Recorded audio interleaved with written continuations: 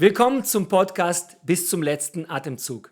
Ich bin Alexander Berg, Pastor und Gründer der Mosaikkirche wie eine Familie in Erfstadt. Die Idee hinter diesem Podcast ist, Menschen für die Gemeindegründung in Deutschland zu gewinnen und die bereits in diesem Prozess sind, zu ermutigen, weiterzumachen. Aus diesem Grund treffe ich mich mit Gemeindegründern zu einem Interview. Gemeinsam können wir ihre Erfolge feiern und aus ihren Fehlern lernen. Jesus hat versprochen, seine Kirche zu bauen. Und er tut es immer noch, auch heute, mit den Menschen wie du und ich. Wenn dir dieser Podcast gefällt, dann möchte ich dich darum bitten, es zu abonnieren, zu liken, einen Kommentar zu schreiben oder an deine Freunde weiterzuleiten. Und nun viel Spaß mit der neuen Episode. David Page, nice to see you again. It's good to be back. Welcome to the show. You're the only one person who made it twice to the show. I'm honored. Thanks for coming again. Thank you for your time. Thank you for your wisdom, for sharing your wisdom and your experiences with us. Oh, it was a lot of fun. I've been gone a year, you know. Unbelievable. Was in Texas for a year because on our visa, we have to be out of Germany for 1 year as a taxation law. And so I spent a year in the great Republic of Texas. At, United States. No, you can't mix those. At a Baptist school there in Fort Worth, and spent a year on the campus, and had a great time. And what I've learned being in the States a year is that a lot of the struggles of reaching cross-culturally that you in Germany face, but really started in 2015. We're kind of at that 2015 point for us, as we've had we've had 11 million undocumented foreigners come into our refugees. Refugees or whatever have come over the border. So we have 11 million people in our country who are undocumented, and I looked at that number, and that's like, if you gathered them all together and gave them territory, they'd be like the 9th largest state in the United States, right? So churches, I think this is where you were in 2015, right? Mm-hmm. You guys have all this huge number have come in, and the church knows it has responsibility, but it's not clear what to do. That's where we are now, and we've added the complication of the undocumented, the law, the coming over without over the borders without the due process of law. And so now we have this extra layer of cultural struggle with what do we do and how do we act. And so the church in the United States, I think, is struggling in the same way that maybe German churches have been struggling with what to do over the last few years. So you want to say Europe is expert now? Yeah, we always have had a lot to learn from Europe. You guys have always been kind of at the front. Cool. That's interesting. Yeah. So from the last time we met, I think just a week after I met you, I was introduced to an Iranian woman. Yeah. And year after, they're part of the church. They get baptized. Yeah. they just become follower of Christ. But when I find out, they're really passionate about the church or about being in a relationship with us. Sure. But I find out there's some things that I didn't really understood, and I was not aware of things that they accept or maybe not accept and know or maybe doesn't know about church. Right. I kind of thought, because they live those two people are not refugees. They live in Germany for 20 years, at least 20 years. So anyway, but it's still like for them, church is something different than it's for us. And so, because you were expert on that, and we had a great conversation over the coffee, and so that's why we do the podcast again. Sure, so let's do that. But tell me again, explain, not just to me, but to our listeners, what do people think, like this people from, especially from Muslim countries, what do they think or they don't think about the church? Let's start there. So when I have people come to visit us in Germany, one of the first places we go is Cologne. Why? No, it's a wonderful place. It is, but what do we want to show them? Cathedral. The cathedral, right. And so this idea of cathedral has defined church for generations, hundreds or thousands. Yeah. So we still are a little bit stuck in these ideas of church, a building with a structure of layers of leadership, layers of tradition, hundreds of years of heritage. So when we say church, this is what we have in our minds. And this is what Muslims have in their minds. Now, you and I, and your and the people that listen to this podcast are, there are a lot. They know that it's not that. I mean, nobody in this on this podcast thinks that the dome represents what church is.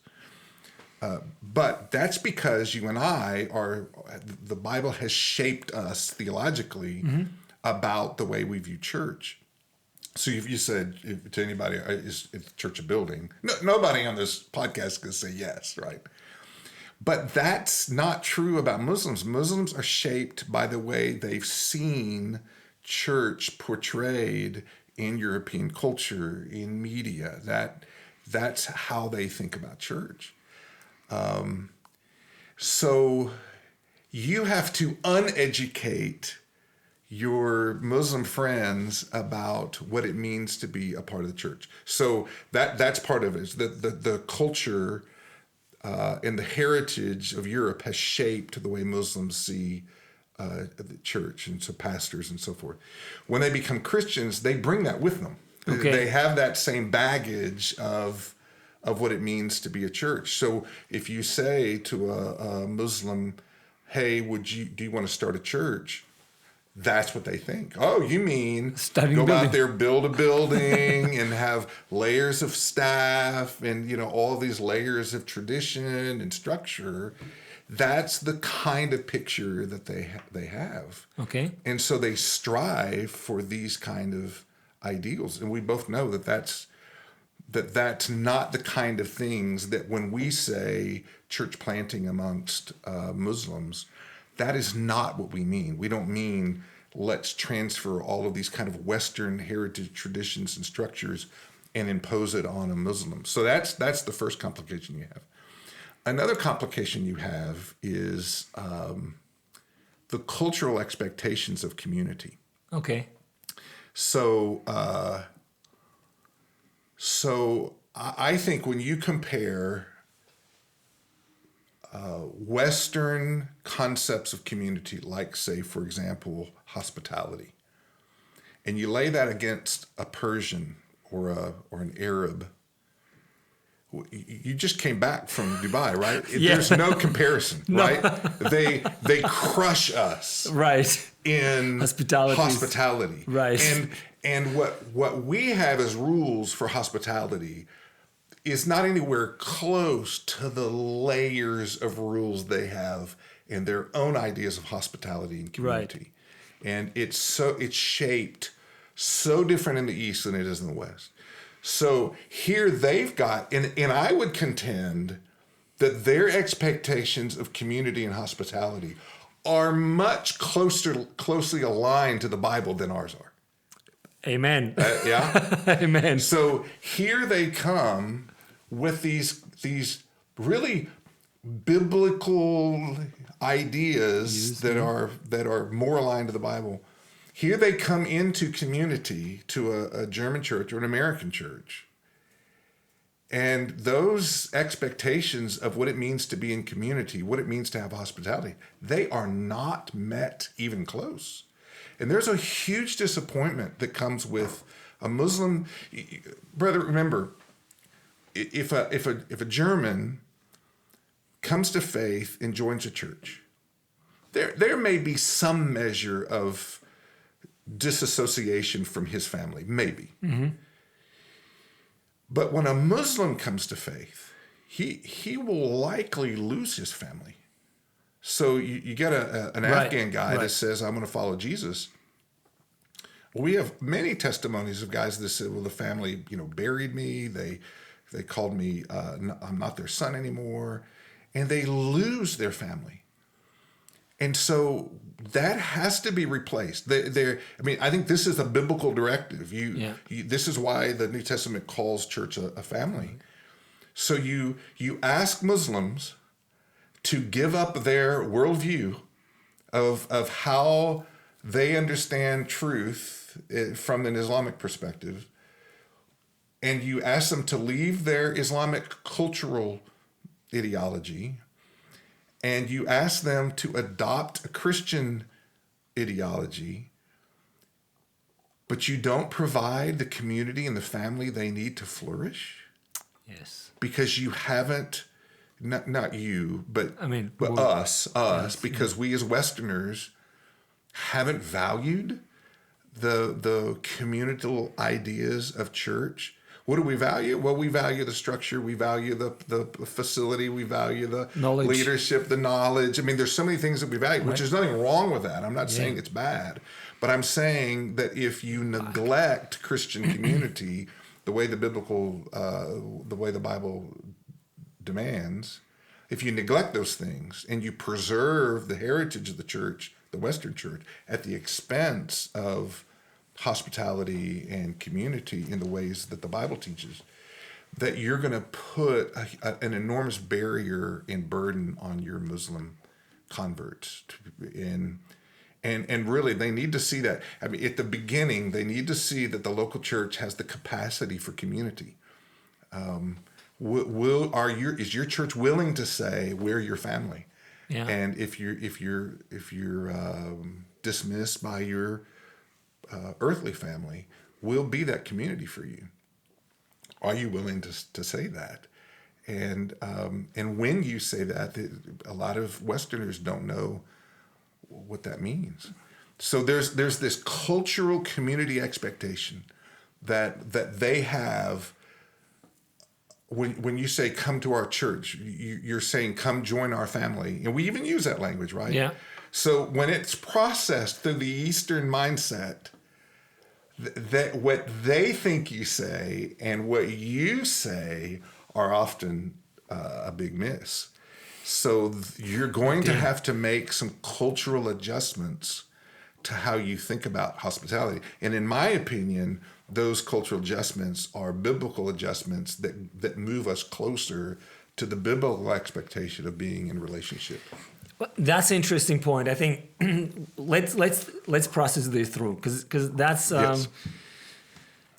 you're talking. I just came from Dubai and I was amazed by these wonderful people and hospitality and friendship and just the kindness. It doesn't matter who it was. Some people didn't know I'm a pastor, I'm a Christian. I think it was just very kind, very net, very friendly. And the meals, I told you I didn't have a time to go shopping or do anything because I was like, every evening was like meeting together, big table and restaurant, and they ordered everything. And again, they didn't ask me, what do you want? They just said, okay, this is a menu from top to the bottom. We just order everything and then it's on the table and you eat, right? So it was great. It was so, but now like if those people from Iran, Afghanistan, whatever, Syria, Iraq, these family-based cultures, right? And so assume, okay, this we have these two people now, two individuals in our church. How can we as a church meet their need? Like okay, we say we're family, but we live differently, right? So do we have as a church? Do we need to change our mindset? Saying like, okay, we need to focus more on a fellowship. You know what I mean? How can we provide it? Because I would say our church, Mosaic, is very hospitable. Oh yeah, I've heard that. You have a good reputation. Thank you.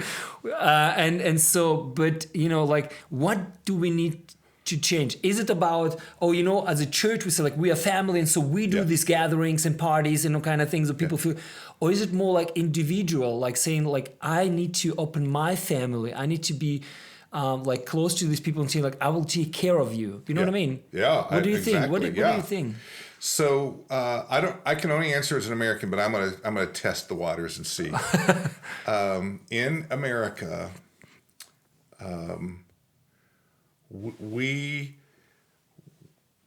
when the guest comes to our house, it's an imposition on us. It's a problem for us. Like, so what do? In America, you set up a schedule so that when your guest comes, you're ready for them. So the guest, we don't feel like that emotionally, but we don't want somebody to knock on our door and say, "Hey, can I come hang around with you?" That in our culture, that's not what we do. Welcome to Germany.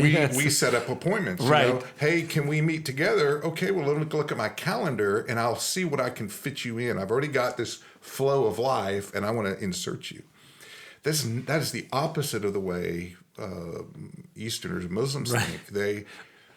So when you come to their house, they're honored. We see that as an imposition. Look, we see that interruption. It's an interruption to my day. Exactly. And I may not even be doing anything important. Yeah. I may be just watching the latest football game, or I may be, doing reading or something but it's very much me so focused. And so somebody knocks on the door, or if somebody says, "Hey, can we meet at your house?" Even if you said that, if we were here, my wife was here, you say, "Hey, let's meet up at your house." My wife would say, "Okay, but let him go with you. I've got to drive 10 minutes ahead." Exactly. What do I have to do? I've got to clean up I've got to get the house guest ready. Right. So my point is that our homes are for us. We live in our homes. Yes. Yeah. And if we have a guest, we actually call it guest ready. My wife and I we say, "Oh, we got to get the house guest ready." So that means that our house isn't always in a posture of readiness. That's the opposite. I've gone to Iranians' homes and everything is ready. The front, the receiving room's ready, the fruit is ready, the tea everything is ready. They don't know when I'm coming, but they're ready for me. What does that say about how we view guests? Right. So how do I feel when I walk in? We're so honored that you would come to our home. Your presence in our home blesses us. It's meaningful to us. What an honor to have you here. As opposed to, gosh, what an inconvenience for me to have you here. So nobody feels that way emotionally. I'm saying that the culture is set up. It works against your ministry. Right. Your culture as a German, as an American, me too, in the West, our cultures are opposite of how community works in the Muslim, in the Persian world or the Muslim world. So the first step you're going to have to do is you're going to have to rethink hospitality. Mm-hmm. You're going to have to rethink, how do you feel about guests? How do you feel about visitors? And become more aggressive in either bringing them into your home or, and this is the flip, going into their home. Where if they think that it's an honor for you to come to their home, then you've got to be the one that says, "Man, I would love to come visit you in your home and spend time in your home and drink your tea. I would love that." That's a very interesting point. Like making a step forward is not a burden. We think we're going to burden them. We think like, "Oh, I'm going to be burdened to them." But instead you can like, "Hey, I'll come and share a life with you." We break the bread together, exactly, and that's what they will appreciate, and that's maybe the starting point. Really saying like, I'm stepping out of my comfort zone, but I'm not a burden for them. I'm really like kind of building relationship. You're a blessing for them. They love it when visitors come. There's another important part about this too. Is home. Do you have home team stuff? Do you in soccer you have the home stadium, the home American team. Football, that's what I do on Sunday. American football, there's an advantage on being in the home. When you're the home team and you're hosting an opposing team, right?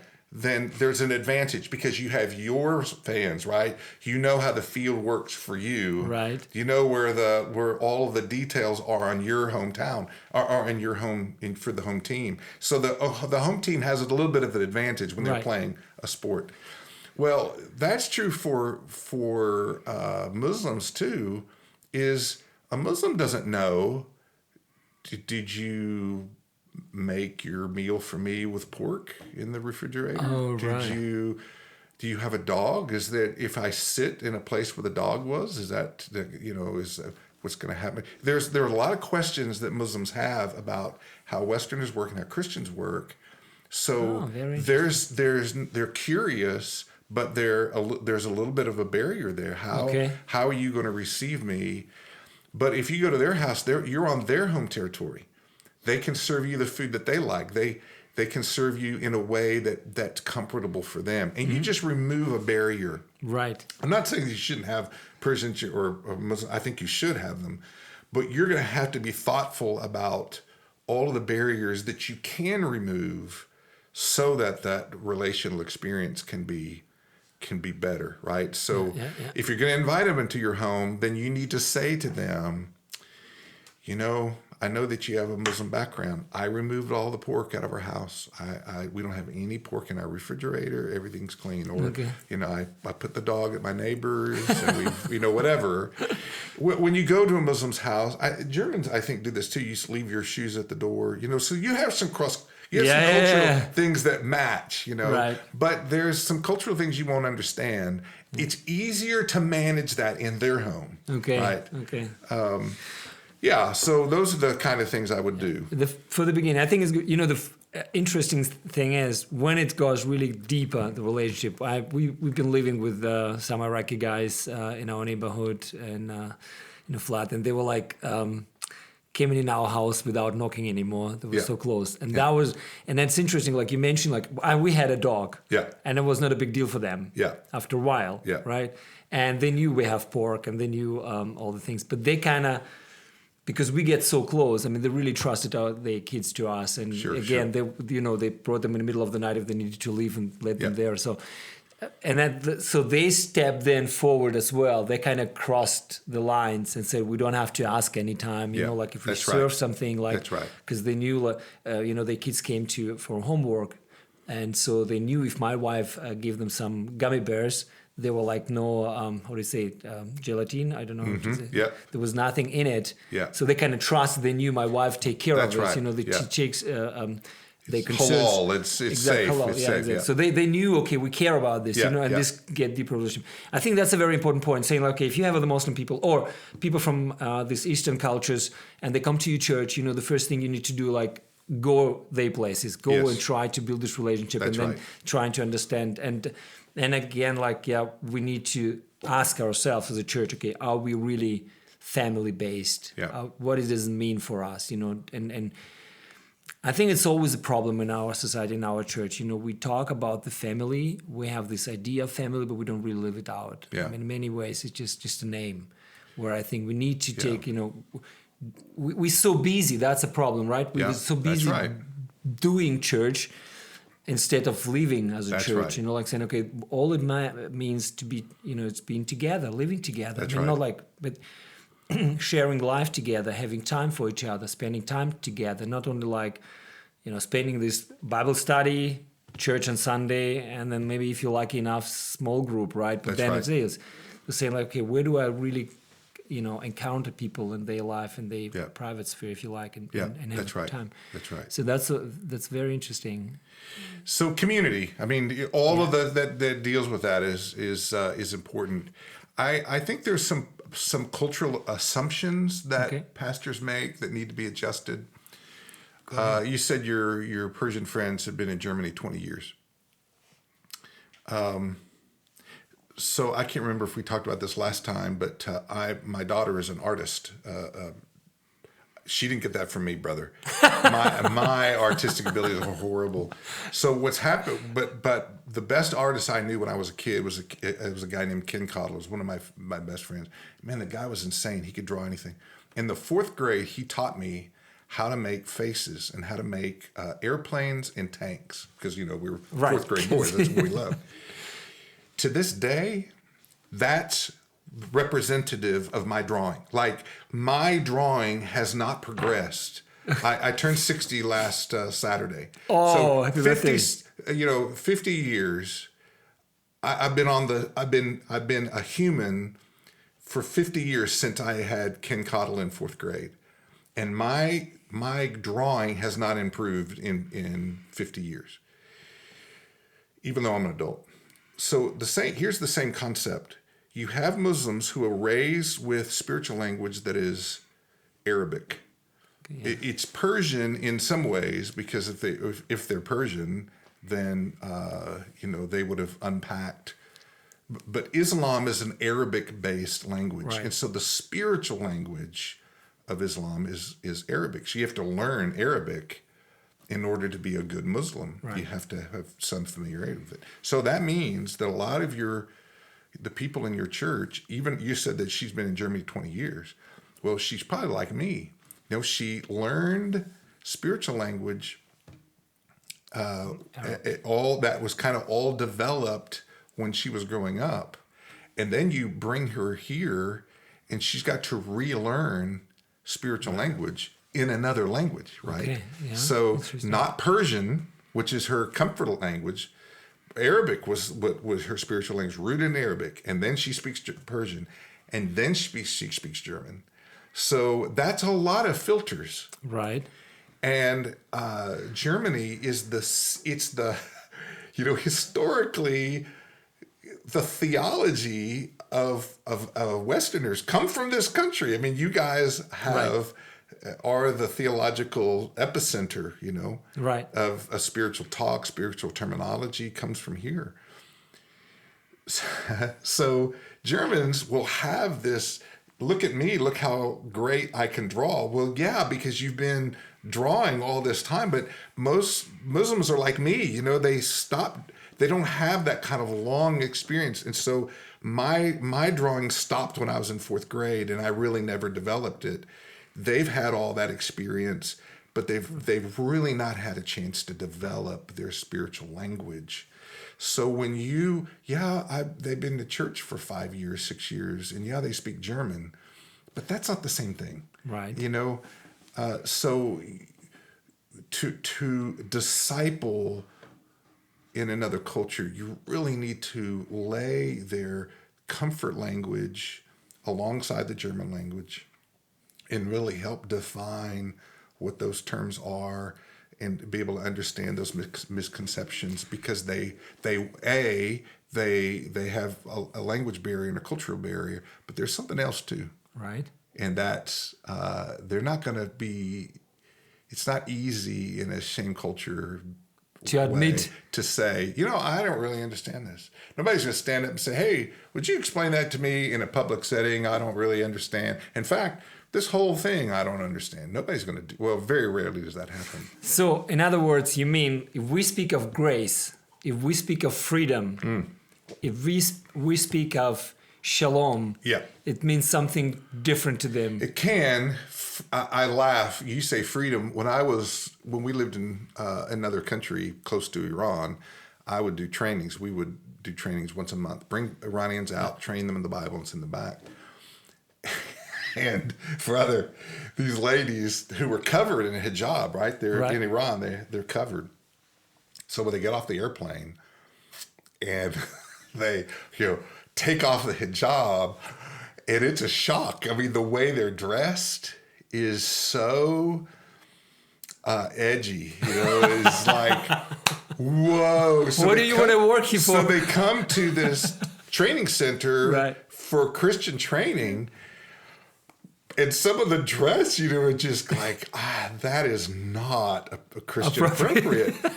Well, because they've understood freedom as kind of a reaction against, well, Islam made me cover. Right. Therefore, I can do whatever I want. And so as a leader, I've got this tension between, I want to disciple them well, and I want to talk about modesty, but what I don't want to do is make modesty a kind of other law where I'm the one that negotiates what morality looks like, Yeah. So there is Christian modesty, and it ought to be taught, but that balance is tough. When in Texas, we had a girl that came to faith, went to a Baptist church, and she made a comment about never seeing a woman being a ever speaking from the church. And he said, well, we don't think women should be pastors of a local church. And she never came back.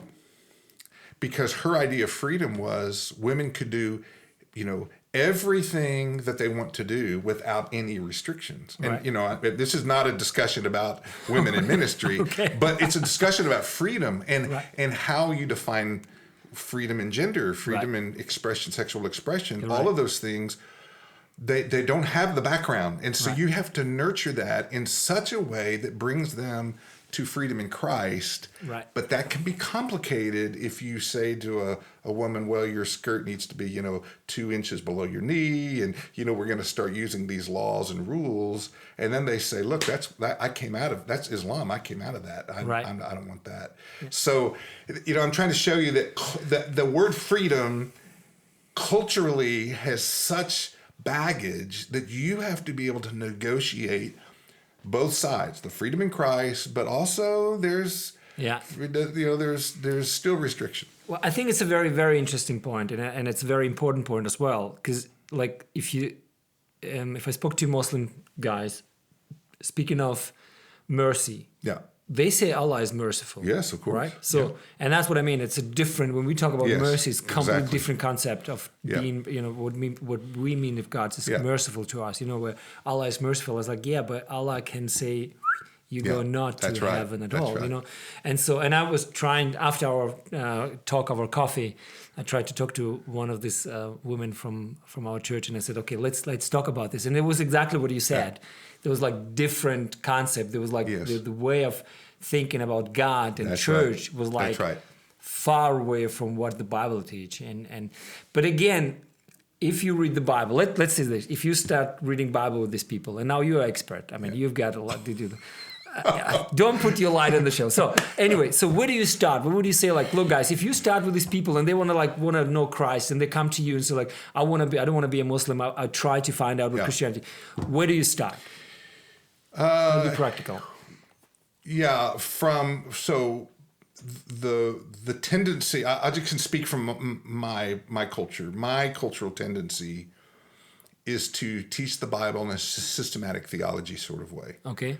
Hey, let's just talk about God. You say Allah is God. Here's the Christian God. Christian God's like this. Let's compare. Okay. That's a systematic theology approach, So we're going to talk about the Holy Spirit. So we're going to talk about Jesus. We're going to talk about the salvation. And there's nothing wrong with that. It's not a bad thing. But in Germany, when you do a systematic theology approach, you assume that the people that you're doing that with have the backstory of some of the things that you're referencing. You cannot make those assumptions with a Muslim. Okay, that's Either two things. Number one, they don't know. They don't have the information. Or number two, they've heard it from an Islamic perspective. Okay. So you don't know where they come from. So you can't take something from. It's not best to take something from John and articulate a theology from John, because John assumes the storyline. I mean, John has in his mind all of this backstory that begins in Genesis chapter 1, verse 1. Yeah. In the beginning. So, I mean, even in John chapter 1, verse 1, he's not making a systematic theological statement. In the beginning was the Word, and the Word was. He is referencing Genesis chapter 1. Right. So you have to do that. It's very hard for a Muslim when you just take pieces of the Scripture and assemble them and say, okay, here's who Jesus is. I think it's better to say, let's start in Genesis. Okay. Let's take the big story. Let's look at the big picture. Okay. And let's look at how the Scripture together affirms that Jesus is the Messiah, the Son of God, the King, and all that other language. Everything I just said to you, Son of God, Messiah, King, all that's Old Testament language. Yeah. You don't understand those statements unless you read the Old Testament, right? Right. So we've become terrified of the Old Testament, I think, and And Muslims particularly are terrified of it because it reads like Islam. A lot of rules, a lot of death, Yeah. And you have to be able to contextualize that and say, it's not what you think it is.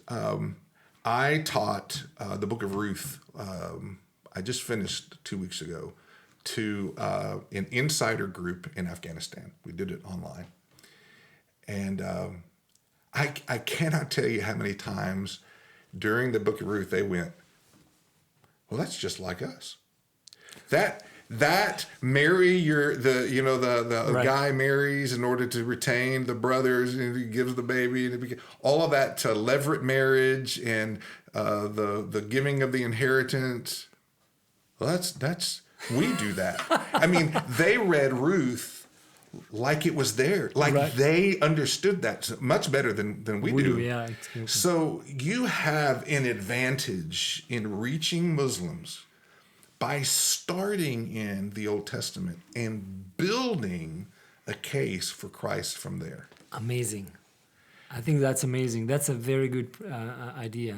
Because we never think this way, right? I mean, I'm sorry, I'm not saying to anybody, but I think when, if I get interacted to Muslims, I always think starting with New Testament, Jesus. And There's nothing wrong with starting with the New Testament, but you want to build a case. I mean, this is why Matthew says, just as the scripture said. Right, yeah. I mean, this is why Luke 24, when Jesus is sitting with the disciples on their way to Emmaus, right. Jesus says, and he took the scripture and with the law of Moses and with the Psalms and the prophets, he began to build a case that he's the Messiah. And so this was Jesus' approach. And Matthew's approach is, I want to build a case for who Christ is. I'm going to build this case. And I think that our experience is Muslims are so much more responsive to discipleship when they see the big picture narrative, and they're involved in the story.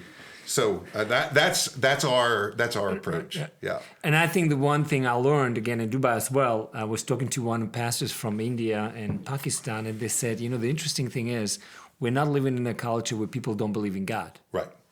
That's true. I mean, they will never tell there's no God. Yeah. The whole question is only which one, right? Yeah, I mean, Jesus and I was like, oh yeah, it's true. He said one guy from India, he said, that's, our ministry is always casting the demons out and miracles and all kind of things, And he said, there's nobody in India will say well, I don't think there's a God because this is just reality for them, And I think that's, for us, actually, it's a great opportunity to say, I would love to talk to you about God. Yeah. Not causing you, not trying to convince you, but just saying, hey, let's talk about the view and your view about God and what do you think? Anyway, starting point. But then if I think all this and people maybe listening to us, I don't want to do that. I don't want to deal with these cross-cultural things, because you have this idea there's advantages of this for the church. Why should we try to reach the people from other countries in our, in Germany? So let's talk about this. Well, I think there's a pragmatic reason. We'll start with the pragmatic reason first. Is Germans don't appear to be. This is true about America too. The German Western culture is secular, and most Germans I've talked to have their starting point for spiritual conversations is, I don't believe in God. The amount of work you have to do to get somebody to even engage you spiritually. I mean, even in your culture, it's not even appropriate to push conversations about spiritual things in the public forum. Yes. I mean, Germans aren't comfortable with that. I'm not saying you shouldn't reach Germans. I'm just saying the starting point is much different. But as you noted, the starting point for a Muslim is there is a belief in God. So you don't have the work in terms of the secular mind. You don't have that same kind of work that you do. They're already open to conversations. And their culture is just easier. They're ready to have engagement about spiritual things. And I think at a pragmatic level, you could build a church on people who are interested in spiritual things, better than you can build a church on people who aren't invested in spiritual things. I'm talking about purely pragmatism. Okay, right? no Right? problem. If you have, let's say it like this: if you're going fishing, and I said, okay, over there the fish are biting, and over there the fish aren't. Let me ask you, where are you going to push your boat? To the place where fish bites. Right, exactly. And so again, I'm not saying ignore where the fish. I'm not saying that, but you've got cultures that are ready to engage. Yes. And so there's a pragmatic thing. So grow your church with the people who are interested to come and hear the gospel and to be engaged with the gospel. I think that means that German pastors are going to have to say, and this would be the second thing, is I have to take responsibility for the people in my community, whatever they look like. Okay. Look, if you live in a German community and all around you are just German white Germans like us, that's who your community is. God bless you. Go. Be blessed. Be encouraged. It's just not true anymore about Germany. Right. Even in the small villages, Yes. you have pockets of Arabs and Persians and other cultures. So there's a pragmatic reason to do this, but there's also kind of a biblical mandate that you're responsible to share with who's around you. So my question would be, if you were a pastor and you say, I don't want to do this, my question would be, well, how do you decide who hears the gospel and who doesn't? What's the standard? What's the measure? How do you say, I'm going to withhold the gospel from that guy and I'm going to give the gospel to that guy? What standard do you use? I think you'll have a really difficult time in the Bible if that's the process you go through, is I'm just going to worry about people like me. There's just so much biblical. It's the heart of the gospel is, we reach all kinds of people. We don't put people in categories. The only category the Bible really cares about is lost found, right? Sinners saved. There's no, the Bible doesn't really care about those other categories. It only cares about lost people and saved people. And we have a responsibility, if we're saved, we have a responsibility to lost. It just would be really hard biblically to build how are you going to build a case for that biblically? I just don't see how you could. But then there's one advantage you was talking the last time, or I was thinking is in your paper, like sharing the gospel, learning to share the gospel. That's one of the advantages as well. Yeah, there is this wonderful effect. I want to tell this story. I'm going to have to turn to my notes because I wanted to be accurate with this. But Charles Duhigg, I don't even know if I'm pronouncing his Duish. It could be. I don't know. Okay. I don't know. It sounds Dutch to me. He tells this story of he writes the book The Power of Habit, which is a wonderful book. It's not a Christian base. It's a business based book. He tells this wonderful story about Paul O'Neill, who was the CEO of Alcoa. Do you guys know who Alcoa? No, Alcoa was, and it still might be, the largest metal and metal company in the world. So it makes aluminum, it processes aluminum ore and all of these different minerals. It's just a massive industrial company. But it was on the decline for many, many, many years. And so they'd gone through a lot of CEOs after CEO. And then so this guy named Paul O'Neill becomes the CEO. And of course, this is October 1987. And so you have the first meeting, with all the shareholders, and all these business journalists come in, and they're ready. And the CEO is going to come in. He's going to lay out his vision for all the changes he's going to make. And so anyway, he gets up there and he says, I want to talk to you about worker safety. Every year, numerous Alcoa workers are injured so badly they miss a day of work. This is an industry of dangerous work, high temperatures and powerful machines. I intend to make Alcoa the safest company in America. I intend to go for 0 injuries. Now, you can imagine the shareholders and the journalists.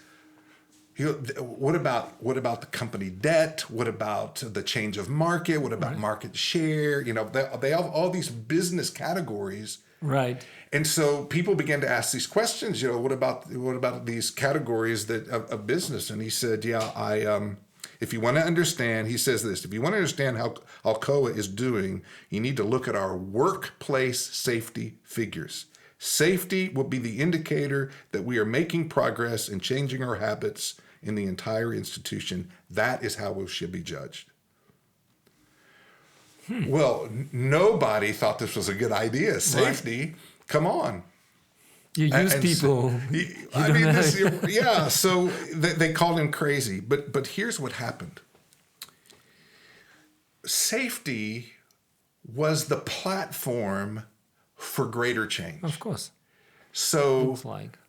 Because honestly, who can argue with safety, right? I mean, if you say, I want to make sure that nobody loses an arm or gets burned or dies, who's going to argue with that point? Nobody is. It's a safe platform for discussion.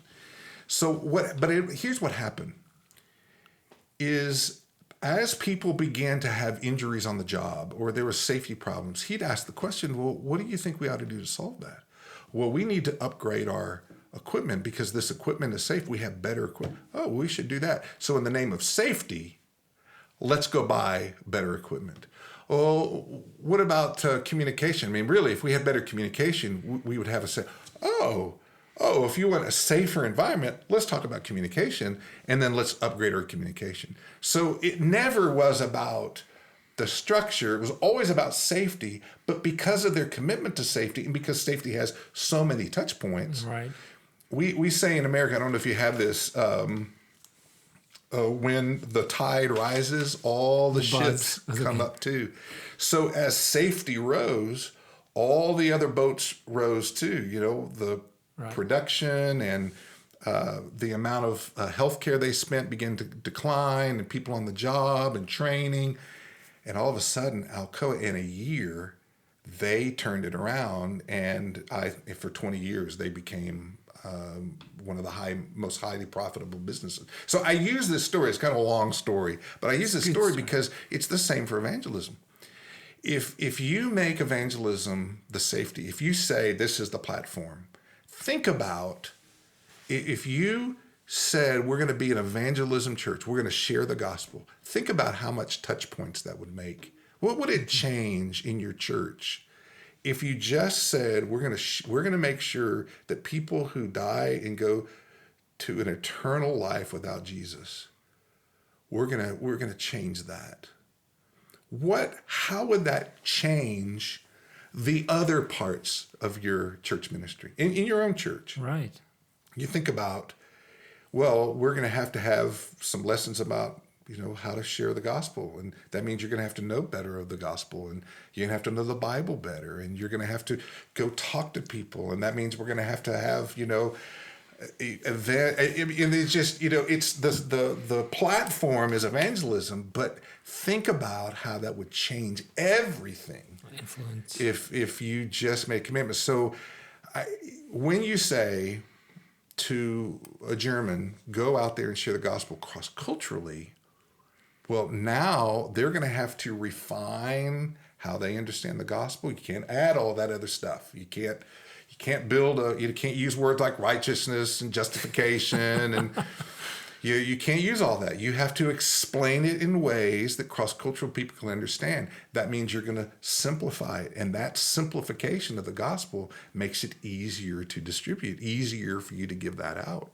A lot of people won't share the gospel; they just don't know how to do it. Right. But I think if you could say, we're going to give you the simple form, the simple presentation. Now let's go practice this, and let's go practice it with people who are so open. Let's go practice it with people who are Muslims, and let's just share the easy part of the gospel and see what changes that can make in your church. I think that causes all the boats to rise. Yeah, you're right. I think that's one of the major problems in Germany. We are so headed. We have so much in our head, and we don't see this gospel as a very simple message. And I think we need to come back. Yeah. I mean, if you think like rose from the dead is alive, things like that. But we need to think about it as well as a church, like saying, okay, what's some main points, where we can cross this culture, if you like, and they understand what we're talking about. And if we do it simple as possible so that people from other countries understand what we're talking about, from other cultures, so then we can reach German people as well. Absolutely. Absolutely. I sat and talked to a guy in the park, a German guy, grown up here all of his life, 70 years old, got confirmed in the Lutheran Church. As soon as he left, he never went to church again in his whole life. So that's 60 some odd years of never being in church again. And so we talked about faith issues. But he did not have. I mean, he still had the language from when he was 10, right? So, but he said, "I only believe in what I see. That's my life philosophy." And so the starting point for that conversation was very low. Right? It's very different. That's a different conversation than Muslim. Right. And so, but you have to have the base to be able to do both conversations. You have to have the foundation for both. And I think if you can instill it in one, then it bleeds over to the other. Yeah, boils down to me all the time when we speak about gospel and maybe it's too hard, but I think the challenge for us is, again, we need to get back to spiritual life in ourselves. You know what I mean? We need to live in a community with Jesus, and taking care of this relationship very well, be aware of it before we start to share gospel. But I think, like you said, if I get the heart and want to share the gospel with people from cross-cultural, I'll be more dependent on Jesus as well. For sure. The Holy Spirit saying like, okay, what can I do? What can I do? How can I do it? And again, it's all about relationship as well, right? So that's what we learn as well, building relationship. So is there anything you want to share with me? Yeah, there's a couple of things I wanted to share that were on my heart. So in the United States, the issue of reaching refugees cross-cultural for churches is so political. I don't know. I don't know if it's more in Germany, but in the United States, it is such a political issue, and it's affecting how we're going to vote for our president. I think it's one of those very powerful things, and because it's a political and cultural issue, it's also had an impact on the church, and so people have a lot of emotion attached to this. So I want to say, as a pastor, how do we've had pastors, we've talked to pastors who said, well, I'd love to be able to do cross-cultural ministry, I'd love to be able to reach my community, but my people in my church, I have to really, really move slow with them because they have things. So I've thought about that. And here's kind of the thing that the Lord struck me with is Genesis chapter 3. I love this, Genesis 3, Adam and Eve are in the garden and they disobey God. And it says that, they clothed themselves and they hid. It's interesting, God shows up in the cool of the day to meet with them. And he asks, I think it's three or four questions. Right. The first question he asks is, where are you? That's the first question. And Adam answers him and says, well, we heard you in the garden, and we knew we were naked. We knew we were naked, and we were afraid. Now, the second question is a surprise to me. The third question he asks, is, he says, what have you done? He turns to Eve and he says, what have you done? That's the question I would have led with. I would have said, what did you guys do? Or I might have asked this question, why did you eat from the tree? What were you thinking? Those are the questions I would have asked. So question number 3 made more sense to me. But question number 2, do you know what the second question is? Of course, I read the script. Question he asks is, I love this. who told you that? Who told you that, Who told you were naked? I find that interesting. And the reason this struck me is when we talk about refugee ministry and we say things like, well, I'm afraid to reach with Muslims, the question I ask is, who told you that? Your church members are shaping the way they see foreigners by social media and by the media or by tradition. When they say we don't want to reach foreigners, my question would be, who told you that you shouldn't do that? Where's your source of information? Who's the authority in this matter? I think in the matter of reaching cross-culturally, the scripture is very clear. Yes. That's your authority. The question is not, what does the social media, what do the politicians say, what does the culture say, what does the media say? The question is, what did God say in his word about foreigners and about reaching people? I mean, those things should shape how we live our lives and how we view other people. And I say that because the church in America, at least, has allowed somebody else's voice to shape the way they see foreigners in cross-cultural ministry. And so my question would be, we're afraid of Muslims. Well, who told you? Who told you that live in fear? Who gave you that information? How are you letting the Bible shape the way you see foreigners in cross-cultural ministry? And it's not. If your barrier is I'm going to share with some, or I'm going to be in relationship with some, but not with others, based upon any other category than lost or found, then you're not letting the Bible be your voice. So anyway, that was an important. Very good. That was an important point that I wanted to make. I was, I don't know if you heard while he was in Texas, in Big Republic, Texas. There was a guy in Germany before Christmas. He tried to blow up the Cologne Cathedral. Oh no, I didn't know that. So he was, and the funny thing is, my neighbor is from Tajikistan. Yeah. My neighbor, really, he called me brother. We call each other brother. So we know each other now for 9 years. Persian, yeah, he's Tajik. So anyway, this guy, he was arrested and under investigation, and he was from Tajikistan. So I went to my brother, to my neighbor, I was like, have you heard this? One of you guys tried to blow up the cathedral, and he started cursing. I mean, he was out of reach. He was like, this is not a guy. He doesn't belong to our community, doesn't belong to our nation.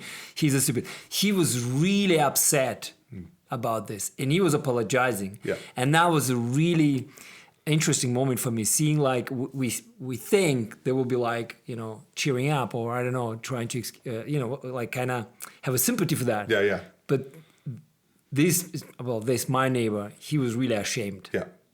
And I think that what we don't expect sometimes. We think they're all the same, right? We have like our mind, like the one is like this, so they're all the same. And I think as a Christian, we need to break this thought, this mindset, saying like, no, we see the individual, and in a nation, there's always like black sheep, if you like, But we have to go to the people that God put in our way. That's right. In our neighborhood or in our workspace, market space, whatever. We need to take the opportunity, take the task, and maybe the risk as well, saying like, I want to talk to these people about Christ, because it's not accidentally that they are here in Germany. No accident. We don't have to travel to Afghanistan, Iraq, Iran, whatever. We can do that. And I hope that people will use the your insight, everything you shared now. There's a lot of things to process, and I'm just thinking like I need to listen to this podcast a few times just to get into everything you said. And there's a lot of wisdom, and I'm really, really grateful for your time, for sharing. Oh, I enjoyed hanging around with you all the time. And let's meet at the McDonald's again. Yeah, we'll do that. We will. I will. Don't let you go. I see there's a lot of conversations we will have in front. And one thing, the last thing. Okay, this is the last thing. I was talking to. It's not only like German churches say a lack of being hospitable. Yeah. I was talking to one of the pastors from India. I think it was in India, in Dubai last week, and he said there was a ministry in a church, and the pastor reached out to one of the gangsters. I don't know which area it was, like one of the really gangsters, and he became a follower of Christ. This one of the bosses from became a follower of Christ. But after 2 years, he left the church. And so pastor was behind him and trying to get him, and like what's happened. And he said, I left my gang for Christ. Yeah. But I didn't have a gang. Yeah. I was alone. Yeah. And that's I said, a problem. and he said, I left the church now for my gang because this is the people are always around me. Yeah. They're always for me there. And I thought that was a moment for me. Like I said, okay, it's not only the German church has this problem. I think we as a Christian need to redefine, community and fellowship and, being for each other and being together. What does it mean? How can we live it together? Germany right now and the United States, we're under this tremendous cultural shift from community-based thinking to individualism. Right. We are the hyper-individualism where every individual has a right to do whatever they want to do and think the way they want to think and act the way they act. And if anybody else imposes that, and it leads to a brokenness, which is what we're experiencing now, this incredible shift away. It's the product of individualism thought that started in guys like Nietzsche and Hume, and we're just kind of living out the product of this kind of individual thinking. Right. The church really has to fight against that. They have to be able to say that the Bible is a community book. It's a community book, yes. And it's about community. But it's also a community book. It's a book that you read in community. You study in community. You learn in community. The Bible doesn't know about people who take the Bible and go over there and read and just don't have any other connection. The Bible doesn't understand that kind of ideal. Right. But that's the way things have happened with the internet culture. And, I watch something online and then I go, okay, now I'm just going to go live out my faith in my own individual way. The Bible knows nothing of that. And yet that's become kind of the predominant view of a lot of church ministries. So your church is going to be successful over generations and will have a presence in generations when it says community is an important part of what it means to be Christian and how are we going to develop that. And if you do that well, you'll see Muslims come to faith. Amen to this, brother. Hallelujah. Okay, thank you very much for your time, and I hope you have a fun with listening to this podcast and hope you learn something. Bye for now. God bless. God bless. Thanks. Thank you.